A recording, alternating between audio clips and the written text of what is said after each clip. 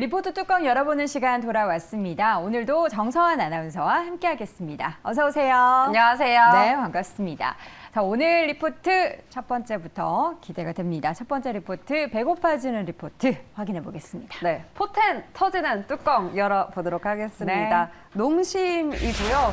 일단 키움증권에서는 실적 포텐이 터지나 봐요. 네, 이러한 포인트를 보며 48만 원 목표 주가를 상향 조정했습니다. 네, 농심 오늘장 이러한 긍정적인 보고서와 함께 주가 오르고 있습니다. 와, 7% 넘는 강세고요. 35만 7천 원 기록이 되고 있습니다. 매출이 처음으로 3조를 돌파했다고요? 네, 맞습니다. 어마어마합니다. 특히나 신라면으로 워낙 또 스낵으로도 워낙 유명한 식품 업계이기 때문에 매출 처음으로 3조 원을 돌파했다고 하고요. 영업이익도 1,000억 원을 훌쩍 뛰어넘었다고 합니다. 그러니까 모두 컨센서스를 넘어선 건데 지난해 매출액만 봤을 때는 전년 대비 17% 정도 상승을 했고요. 영업이익은 5.7% 증가를 했는데 4분기만 떼어놓고 봐도 매출은 16%, 영업이익은 47% 증가하며 기대치를 웃돌았습니다. 이 4분기부터 적용된 가격 인상이 그 모멘텀이었는데요. 얼마나 올랐는지 그림으로 한번 정리를 해봤습니다. 일단 가장 대표적인 게 신라면이겠죠. 이 농심을 제외하고도 모든 업계에서 원자재 가격 부담을 가격 전가로 전이를 했습니다. 신라면 컵 라면 같은 경우에는요.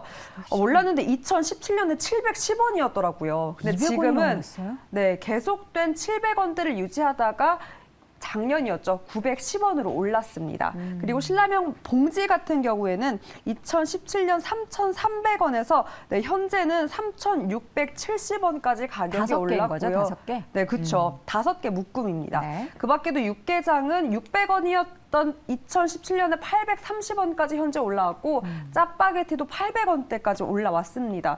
게다가 봉지라면도 비싼 편이더라고요. 거의 5,000원에 육박한 가격이 현재 형성되어 있습니다. 그 밖에도 계속된 가격 인상, 원자재 가격을 이렇게 전가로 부담을 안 한 건데요. 실적에는 당연히 도움이 되었습니다. 일단 재작년 21년이었죠. 농심은 8월 그리고 3월에 스낵 가격을 인상했는데 그럼에도 불구하고 원재료 가격 급등 그리고 환율로 원가 부담이 커지면서 지난 2분기 국내 사업 부분에서 24년 만에 처음으로 적자를 냈습니다.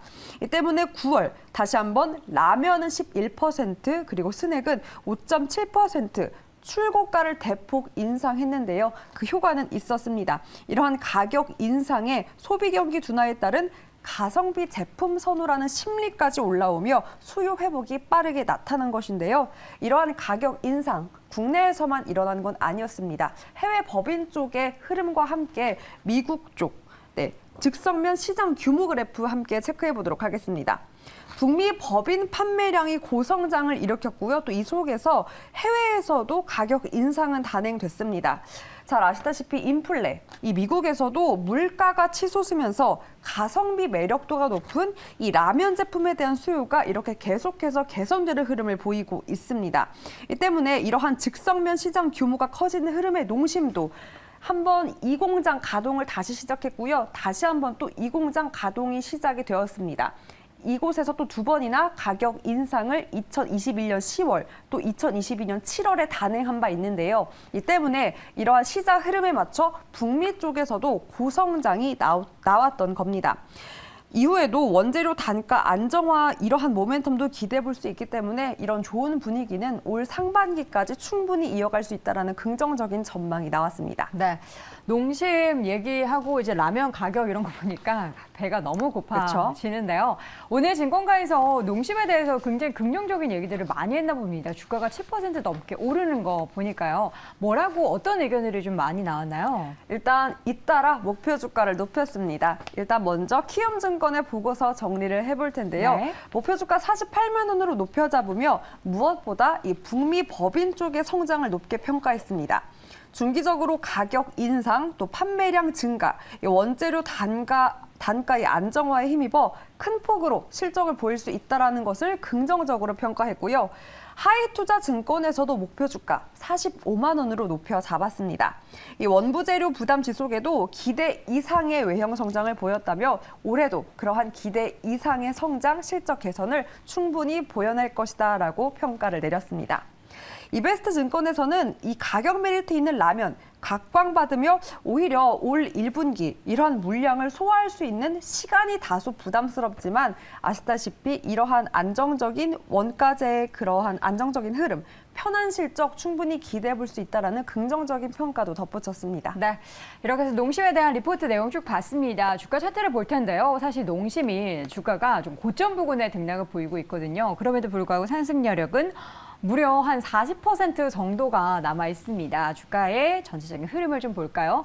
최근에도 계속된 양봉 움직임이 나타났고요. 오늘장에서는 증권가의 아주 긍정적인 분석과 함께 주가가 이렇게 큰 폭으로 오르고 있습니다. 일단 저도 이 농심의 매출에 아주 큰 일조를 하고 있는 한 사람인데 우리나라뿐만 아니라 해외에서 얼마나 더 성장세가 더 이어질지 그 여부에 따라서 목표 주가에 얼마나 빨리 도달하게 될지 여부가 결정되지 않을까 싶은데요. 함께 지켜보도록 하겠습니다. 첫 번째 종목 리포트 농심 확인해 봤고요. 이어서 두 번째 리포트 확인해 보시죠. 네, 해외 성장을 기대하고 있는 또 다른 뚜껑입니다. 네. 바로 아프리카 TV고요. 중요한 건 꺾이지 않은 광고라며 신한투자증권에서 목표 주가 14만 원으로 상향 조정했습니다. 네, 광고가 많이 붙나 봅니다. 오늘 아프리카 TV도 상승 흐름 보이고 있는데요. 현재 주가 확인해 보겠습니다.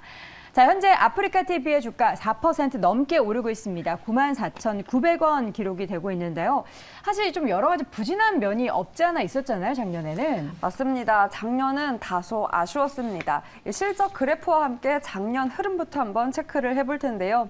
아프리카 TV 작년 매출액은 전년 대비 16% 정도 매출은 늘었습니다. 하지만 영업이익의 경우 7% 정도 감소를 보였는데요.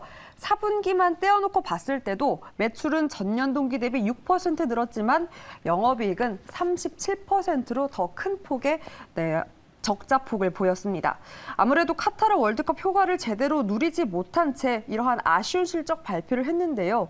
하지만 시장이 유의미하게 본 지표는 따로 있었습니다. 바로 다음 그래프, 이 광고 지표였는데요. 매출이 꺾이지 않았다라는 점이었습니다. 이 광고 매출은 플랫폼 광고 그리고 콘텐츠형 광고에서 수요가 확대되며 이렇게 재작년에 비해 50% 넘는 성장을 보였고요. 무엇보다 별풍선 그리고 구독 등에서 광고 매출이 모두 오르며 이렇게 전체 매출의 상승을 견인해 줬습니다. 4분기만 놓고 봤을 때도 이렇게 전년 동기 대비 매출 쪽에서는 40%에 가까운 성장을 보였기 때문에 유의미하다라고 판단을 했고요. 앞으로에 대한 포부도 밝혔습니다. 포인트로 돌아가서 회사가 밝힌 앞으로의 기대감도 체크해 보도록 하겠습니다. 일단 올해는 화질 올린다고 했고요. 이 개인화된 사용자 인터페이스 등 콘텐츠 플랫폼으로 가치를 강화하겠다라고 포부를 밝혔습니다. 그리고 무엇보다 이 두 번째였죠. 해외 사업으로 지속 성장 가치를 창출할 것이라며 베트남, 인도네시아 그리고 태국에 이러한 스트리밍 기술 지원 또 플랫폼 진출을 통해서 사업 다각화에 대한 모멘텀을 제시했습니다. 네. 자, 아프리카 TV 같은 경우에는 요즘에 또 라이브 커머스도 굉장히 활발하게 진행되고 있는 걸로 알고 있는데 광고가 이렇게 많이 늘어나면서 또 올해 실적에 대한 기대감도 많이 갖고 있습니다. 증권가의 전반적인 의견도 좀 정리를 해볼 텐데 긍정적인 의견이 좀 다수인 것 같아요. 네, 맞습니다. 부진했던 작년보다는 앞으로의 개선에 주목하고 있는 뉘앙스였습니다. 일단 신한증권에서는 광고 시장 침체로 일부 경쟁사들은 역성장에 들어갔지만 독보적인 성장률을 기록할 것으로 전망하며 특히나 해외 사업, 그러한 전망에 기대를 걸었고요. 이 유안타증권에서는 올 1분기 이 전통적인 광고 비수기 때문에 아무래도 전체 매출 이러한 성장은 다소 둔화될 수 있으나 이러한 플랫폼 매출의 회복으로 영업이익률은 개선에 기대해 볼 수 있다라고 평가를 내렸습니다.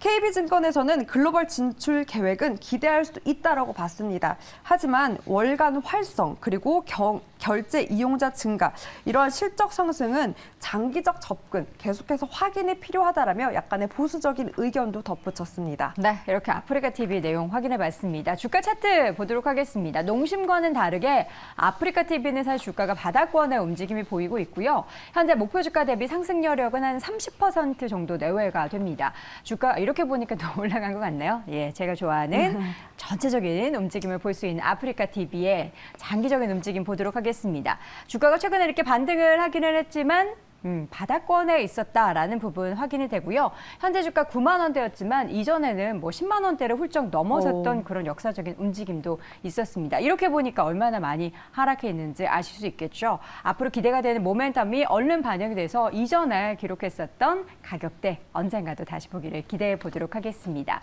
이렇게 해서 오늘도 리포트 뚜껑 두 가지 열어봤고요. 오늘도 정서한 아나운서와 함께했습니다. 고맙습니다. 고맙습니다.